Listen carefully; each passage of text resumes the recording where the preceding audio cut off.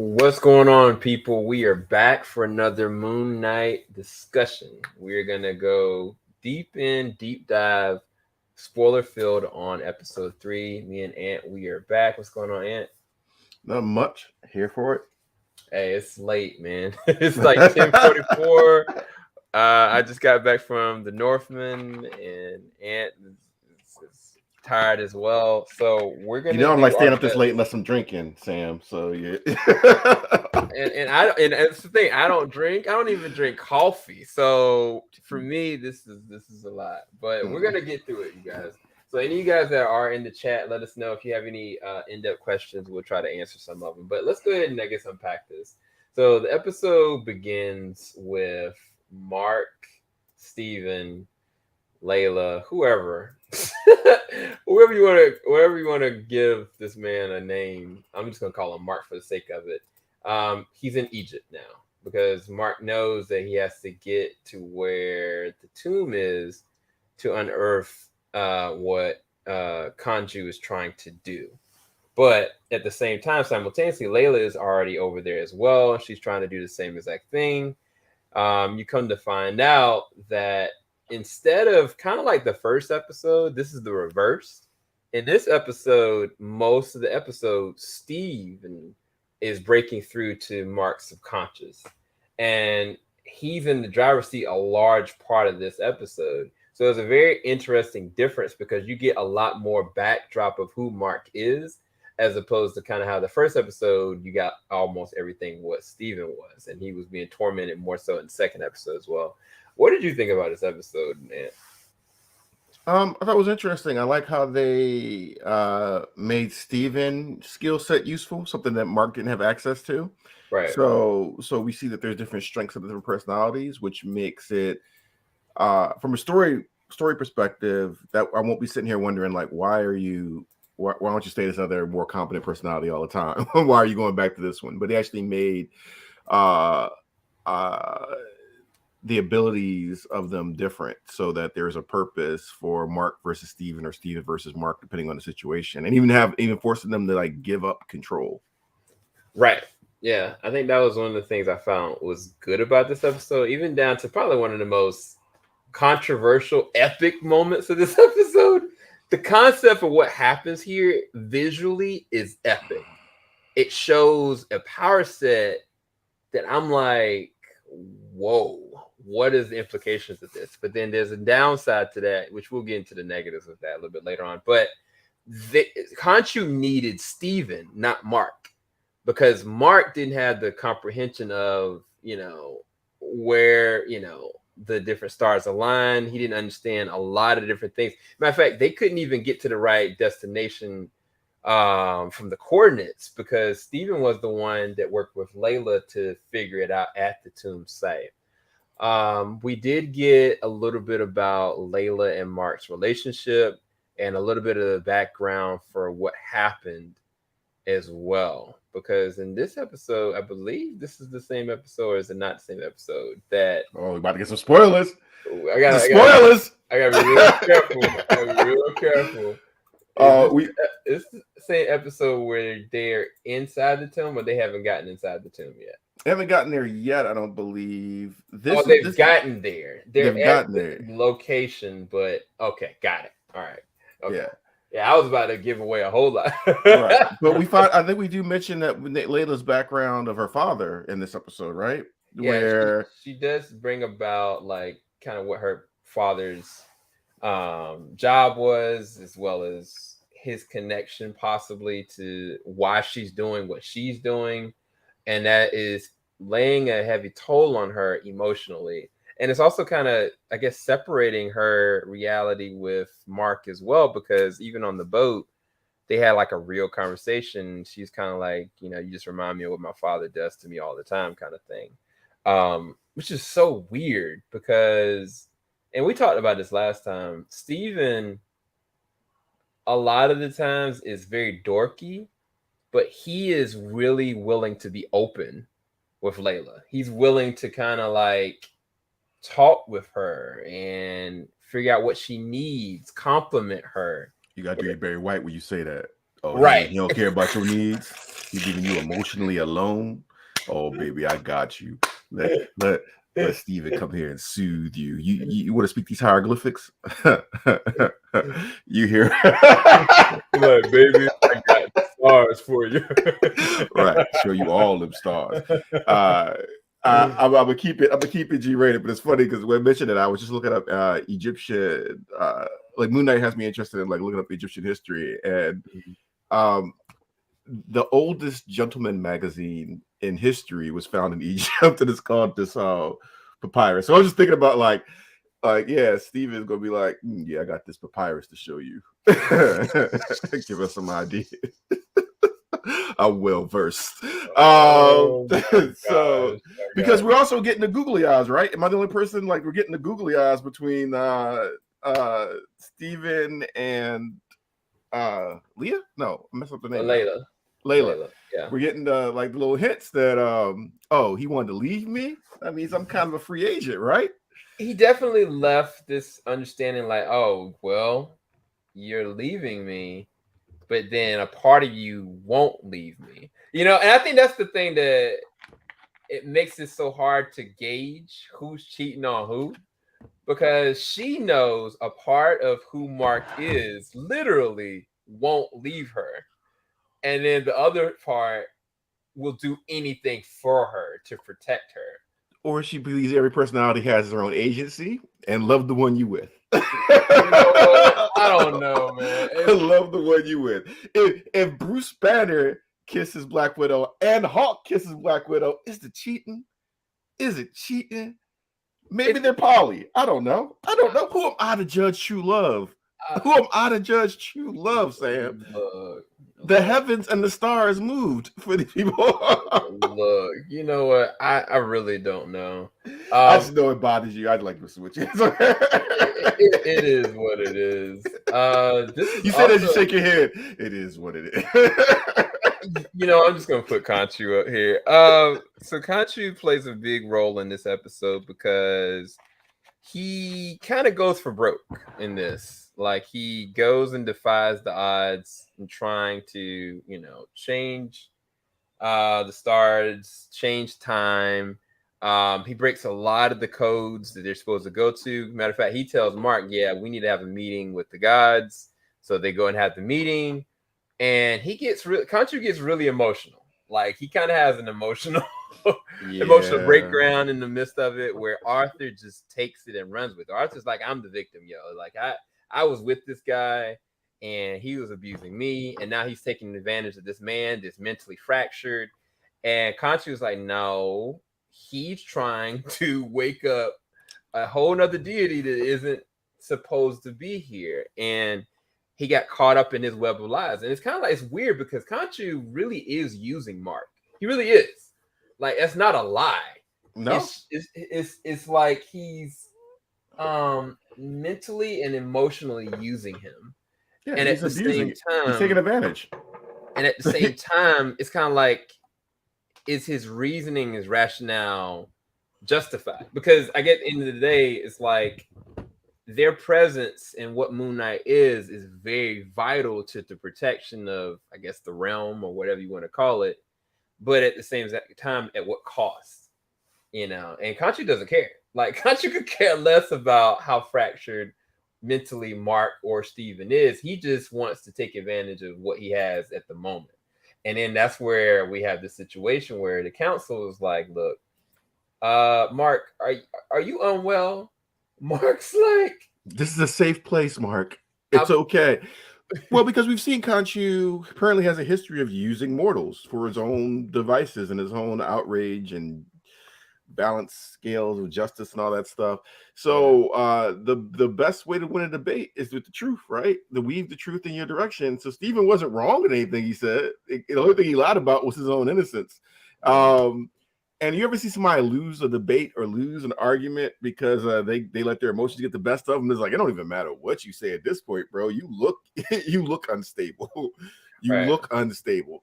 So and everybody around him knows Conchu's character and how he uses mortals, and you know, and he apparently abuses mortals, and they seem kind of tired of his mess. Yeah. So, that was a very interesting scene. It was cool to see Steven like play him. And also it seemed like only one of the gods were actually invested in you know what I mean? Like you ever see it's like they took the only reason they really took notice of this is because the heavens got changed, right? Because he moved the thing, and like so they really aren't vested in this, and it seems like they don't really take our. They took 10 minutes out their eternity to be like, all right, we're going to address this because he moved these heavens, because it really came down to don't do that again, or we're going to imprison you. Like and he, of course, he did it again, and he got imprisoned at the end. Not even a day later, I think. Like. But that also shows that Khonshu has a virtue as well, that he believes this is right. He's going to go after. He knew he was going to get imprisoned. He knew that he was going to. Oh wait, did I spoil something? Wait. No, he knew. At the end of this episode, like he changed it with Steven's help, knowing that he was going to get imprisoned, knowing that he was going to be at the disposal of whatever Arthur was trying to do, but he knew that was the ends justified the means. He was willing to be sacrificed to do it. So yeah, no, you're right. You didn't spoil anything. What I was gonna say was when it came down to the other god, I think it's the god of music and love. She kind of implied that Khonshu, I guess back in the day, or she said not too long ago, was like vibing to a melody, or there was something. It's other sides to Khonshu that they don't know. Matter of fact, it kind of implied it might be a little something going on with those two guys, but I could be wrong. I don't know. I don't know, but I did like. I think she's the one god that paused and stayed for like a couple extra moments. Yeah, and all of them just like, all right, this is done. Peace. Do whatever we do for eternity type stuff. Right. So, and we get that there's a rules to this pantheon, and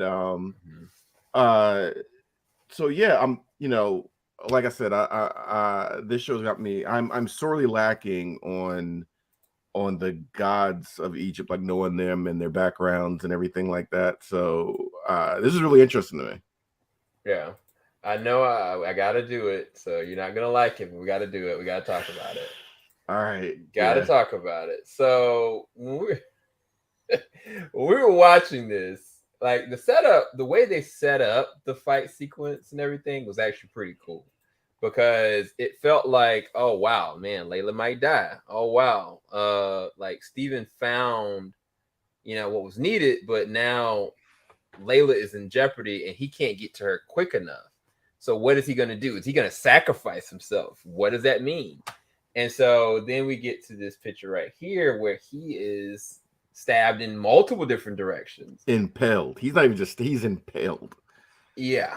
And so, of course, it's Marvel, so they're not going to show like him literally blood and bleeding everywhere. But because Marvel does this, and it's not like a Netflix series, it doesn't feel...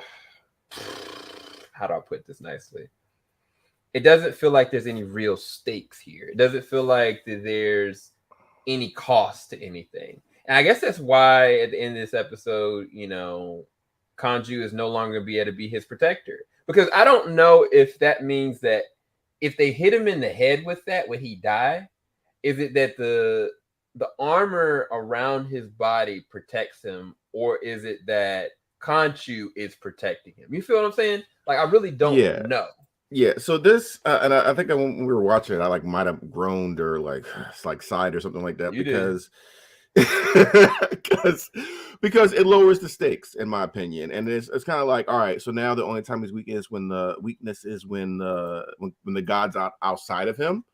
And that's why you took it away, because if he's impaled, there was you pretty much tell me he's immortal. He doesn't have a healing factor. He's immortal.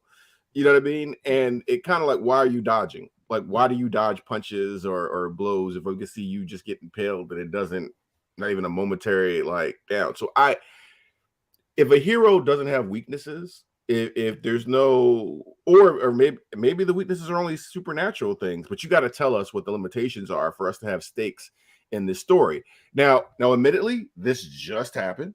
Just happened. We don't know what the rest of the setup is. We don't know, but you're gonna have to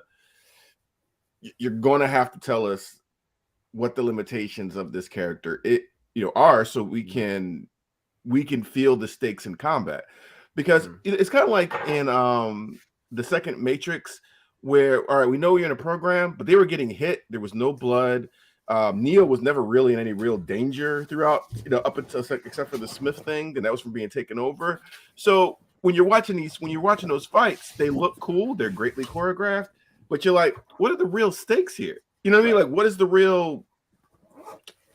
You know what I mean? Right. So, and even when you look at like Wolverine and Sabretooth fights, if they're just scratching each other or stabbing each other, they're not going to die. But at least you got the visual of the blood and the gore aspect. So you take away the stakes and you take the visual pain of it, because he didn't even look like he looked more inconvenienced than pained by being impaled. By being impaled. Yeah, the way that I took it was that he was more concerned that she could die than anything that was going to happen to her. Like, that was the only thing. It was kind of like they're slowing him down and he can't get to her quick enough. And that's it. Like, that's the only stake in this situation. And it's funny that you even bring that up, because it's kind of the reverse effect for the Eternals, where in the Eternals are one of the most powerful beings in the Marvel cosmic universe, right? But then they're fighting deviants. Now, because the whole entire movie, they're just getting milli-whopped by these deviants, you're kind of like, dang, the mortals suck, because they didn't show you, right, an offset. Like, okay, if they went up against somebody like Captain America or Thor or somebody lesser that wasn't on that same level, then you understand, they're much more powerful. But because those are the only two groups or two factions there, you can't really gauge what the real factor is, what's their limitations. And because of that, it takes away from it to me. Right. You ever see the movie The Aviator? Howard Hughes. Remember when he was filming the flying scene, he was making that aerial combat movie, and he was like, this is really boring. And he's like, there's no clouds. We can't tell how fast they're moving because there's no clouds. We got to find clouds. So there's something standing kind of relatively still so we can see how fast they're moving. Right.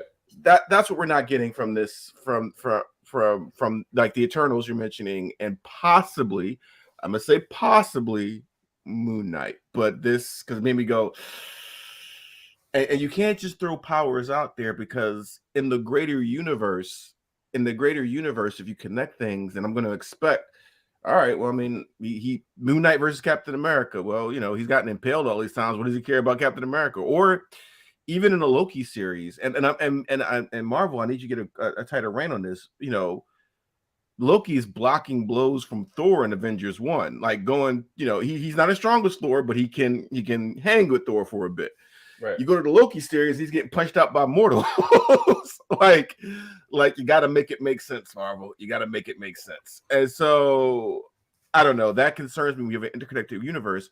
And I think I was telling Sam earlier is that even in the comics, Marvel and DC don't really have a magic system. They just have a do whatever this character does.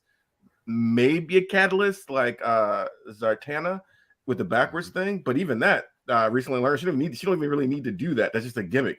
So it just takes away the stakes. So that's basically what we're trying to say. Yeah, and it's kind of like for this, I think that honestly, because you're right. Like, what's to say if Wolverine went up against this version of Moon Knight, who would win? Because I don't really know. I don't know what his real limitations are, and because of that, it's kind of like a drawback almost. But I think if they would have kept like, okay, no, he's bleeding out, like he's got to slow down, or okay, because Khonshu allows it, he's healing him from this location on his body, but like he has to dial it back because like, okay, your body's taking too much, damage. Something of that nature, where it's kind of like, okay, just like Iron Man's suit. When Iron Man's in his suit, like Jarvis is like, okay, you've been taking too much damage here, so you gotta hold back. When our energy reserves are low, or whatever, or even this is pretty much a Naruto situation. Even the Demon Fox is like, I can't keep healing you like this because this is messing up your cells. So every time I'm doing this and healing you from these wounds, I'm kind of shortening your lifespan. Like, you gotta let us know, is this a usury? And maybe this is a symbiotic relationship, not a symbiotic, a parasitic relationship where he's damaging his body long term or mind. We just don't know. And yeah, and I know we spent a lot of time on this. I'm just saying, like, you have how many episodes to finish to put these stakes in here? I don't think a lot. This is like 6 episodes, right? It's only 6 episodes total. We're on the 3rd episode now, so it's only 3 more episodes left. And is one other thing that they implied in this episode when they were going, and those rooftop fight scenes were not good. They were kind of trash to me. But they did make an implication that Mark said when Steven took control and then Mark took control, and then like both of them were like, I didn't do this. And then there's no reason why Khonshu wouldn't like admittedly be like, yeah, I just took care of y'all were taking too long. So I'm wondering if the more he battles this, his mind is starting to fracture.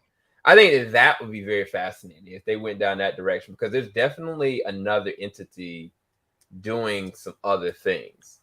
Well, no, I was going to say at this point, though, like if you introduced another personality every episode, that might have been something interesting, right? Mm-hmm. But we have 3 episodes left, so unless you're going to tease us with more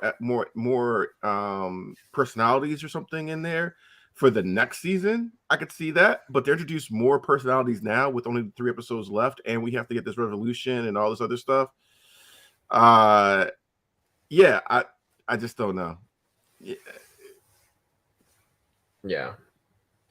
I don't know. Could be a pacing issue. I don't know. And then the other thing I was gonna say is kind of a negative detractant in this one for me was, I'd said it last episode, Arthur is out there. He's out there just, in the grass, in the sand, with his, his glass in his shoes. And look, I mean, the man, he's stunting out there. I'm not knocking his look. He probably was a dope looking Moon Knight, but look at my Pip Kane. But my thing about this is speaking gibberish Mandarin. I don't care about him. No. I don't have any connection with him. I understand, I think, why he's doing what he's doing, but that's not even been clearly pushed to me. I don't see the character motivation, because a part of it is because I don't know where he came from. I don't know his real relationship with Contra, because that's been using a lot of exposition to explain it. I don't see any actual flashbacks or trauma that he's dealt with. What is his mind like? Because they've made him to be this higher power, such and such. So it's kind of like, until they give me an episode that really dissects him, which I don't know if they have time to do, he's going to end up being a failed villain to me, personally. And to have an actor of that caliber and not really give him a personality that captures you, seems kind of wasteful, because he's playing kind of like a monk, right? Mm-hmm.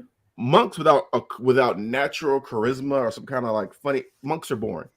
Like monks are generally boring. Like they really capture you. Now I know there's some exceptions, but you got to think some people ooze a natural charisma in the roles they're in, and I'm just not feeling his charisma in this role. And I think his background is like pretty much a jilted lover background with Khonshu, or maybe a failed host or whatever. But you haven't showed it to us, so I don't really have any kind of real. I really don't feel like he has any kind of agency or anything to grab me to say this is that villain. You know what I mean? And so I wonder what their vision was for him. And was this just it? Dude, look, all I know is I seen this man putting in work. I seen it in the Northman. He is the king, and he has not missed a step in terms of his acting prowess or his capability.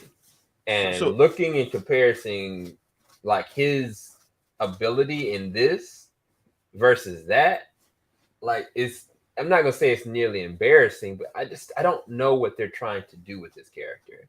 That's the choices. The choices they're making, because we know he's a talented actor. We know he's somebody that can deliver the goods, but is he just working with what they gave him? You know what I mean? And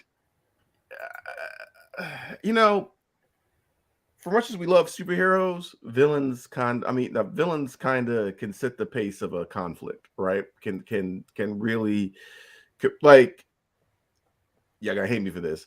Black Panther's pretty generic. Besides the message and for the culture, Black Panther's pretty generic, right? It's a pretty generic standard. Not a bad thing, but what sets that movie really off is the natural charisma of a lot of the characters and actors. Killmonger. Killmonger's a villain that sits a bar for a lot of other MCU villains, right? And that's what makes it a more standout movie, is those charisma of those characters, including a compelling villain who you go, I understand, right? I might not have done it that way, but I understand. And Marvel traditionally, one of the things when I was growing up, Marvel Comics always had villains that you would go, yeah, I mean that kind of, I get it. I get it.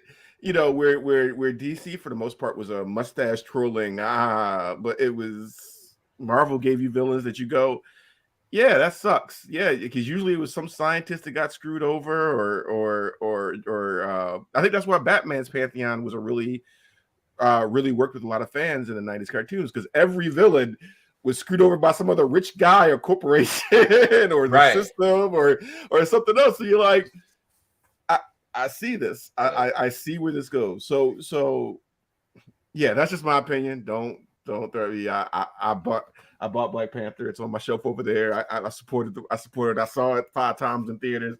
I gave money to Wakanda Forever. You know, I paid it. Don't come at me. Don't find me. Oh man. But I think that hones in something about this episode that, to me, they don't take advantage of the psychological side of what's going on. Like, they're not doing anything with the villain from a narrative standpoint. I just thought this was the weakest out of the 3 so far that has kind of come up. It's not that I didn't like this episode. I think it was interesting. I think it was well shot. There was some beautiful moments. The moment on the boat with those two, with Steven, or I guess Mark and Steven and Layla, was a beautiful shot. The shot at the end of them moving the stars was beautiful. But you got to make it make sense. And even just, we didn't even go into that, because if they move the stars, what red flags would that show off from the Marvel standpoint? So, like I said, it's a cool visual, right? But if you place a series in the Marvel universe, there's greater implications. That means the whole world just see this? Because that's the implication they gave. So this wasn't an illusion. It wasn't a, just a mind thing. It seems like the whole world just saw like the stars zoom past. You know what? It must be stressful living in the Marvel universe. It must be really stressful living in the MCU. The stars are moving, giant beings are coming, people are disappearing for 5 years. Robots are about to nuke the planet. Like this is a stressful time. But yeah, like what and what kind of power do you have if you did move the stars? Like I just think, right. I really hope they're thinking how this weaves together with the larger universe. Like, look at that. And they implied everybody saw that. Like, that wasn't an illusion, that they were really moving the sky. Right. We're moving the planet or whatever. You know what I mean? Like, I don't know what it... I just don't know. Looked good, but... Yeah, and I think, honestly, man, Moon Knight really just needs some blood, bro. I hate to say it that way, but I don't know. Like, some of this would have been so much more dope if you actually see what's going on. Because I'm looking at this right here, and I'm like... Look at that, like... This is the thing.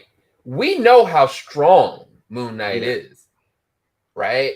Like, I think Steven accidentally bended, I think, some steel or something like that. He punched this man dead in the face, and then impaled another dude, but there was no blood. So I don't know. And this the issue. You're bringing, and I'm hearing they're editing some of the episodes of like Daredevil or something like that, or some of the blood out for Disney Plus. Is that right? So what they did was for Falcon and Winter Soldier, and I think something else. It wasn't Daredevil. They tried to edit out some of the gore and try to make it a little bit more wholesome or something like that. And I think that's a bad move. It really is. And if you're going to have these characters, then you need to put these characters on Hulu or something where you can show a little bit more, you know. Some Marvel characters just aren't going to work if you try to put boxing gloves on them. You know what I mean? Like, right. It's just not going to work. And Moon Knight's a dark character. so you know, we're just not gonna believe it. You're gonna ruin what could be really good fight scenes. And also, you have Daredevil on your thing now. Have the season 1 all the Daredevil season fights were pretty visceral in the violence they showed. So you got to pick a lane. Or don't do a character like Moon Knight. And I get it. If it's more PG, there's more people can see it and broader appeal and all that. But you're going to have to separate what heroes are for what. And then when you bring them together, they can be a little different. But in their own stuff, let them be their own thing. If I see an X-Men movie, Wolverine doesn't have to be gutting anybody. Not at all. But if I see a Wolverine series, I expect you could bring Daredevil into a Marvel MCU food. That's fine. But in the Daredevil movie, I expect some gore. That's right. And I think that's the key thing to it. It's kind of like it doesn't have to be with everybody. Like, I'm not expecting, Miss Marvel to have like all the gore in the free world. I'm not expecting that.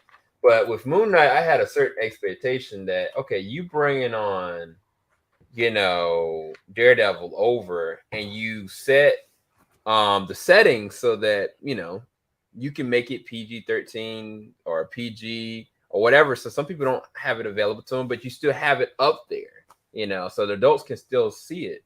So I just don't understand it. It's on a streaming service. It's not like a movie theater. Movie theater, then you're got a limitation. A streaming service, you can make it as bloody as you want to because anybody can be able to see it. It's not a limitation there. So Gargoyles is on Disney Plus. Gargoyles from the 90s is on Disney Plus. That's a dark series. Daredevil is on Disney Plus. What I just saw with the Moon Knight fight, you might as well put the Batman pow splat ding up there in front of the punches. And I don't think that's the look you guys are wanting for Moon Knight, or you're taking away the edge, and you're going to take away a lot of what people wanted from, and you take away from what you promised. Really, you're taking away from the promise of this character. Yeah, just my opinion. Yeah, and I'm not saying. I mean, we've seen some interesting fights, seen stuff like this. Like, ain't no blood in this, but it's fun. No. So, but with certain characters, like, there's an expectation there, and when I think even the poster, right? His little whatchamacallit, like thing that he throws. Yeah. Like, there's blood dripping off of it, right? Yeah. So we were expecting a very violent character. And even that first hallway, we couldn't see the monster, but the way he was weighted down with those punches was like, oh, okay, this is a brutal character. I'm here to see this brutal character. Yeah. I don't know. I think it's a mistake, but I think what this is the episode where there were some positive things on this side, but there were some things to be like, where are we going with this? Where are we going with this? I want to like this, but you're concerning me. Don't do it. Don't. Right. So anyway, that's where I'm at. For this episode, I guess. Yeah, on that note, we're gonna kick fire and get out of here. Look, this is on Disney Plus right now. We kick fire. But yeah, no, you guys. So yeah, for me, if I had to rate it between A to F, this is, I guess, a D for me. Maybe D plus. I'm hoping that it gets better. I do know it gets a little bit better. What do you rate this one between A to F? I mean, we change up this ranking system every time we come on here, but all right. I'm gonna go C minus, because while there was some things that were sketchy in this episode, there was also some positive. The acting was still nice. The visuals were still great. It just has me concerned. It has me concerned, and I'm gonna be a little bit more cautious going into the final half of the series. So like a C minus. Yeah. Okay. Well, you guys, you heard it here first. We're gonna go and get some sleep and maybe do some more work too. So we'll be back next week, same time, maybe earlier. We don't know. Peace, people. Filing out the top of I can see the skyline, 50 mile radius on my timeline. Ain't nothing on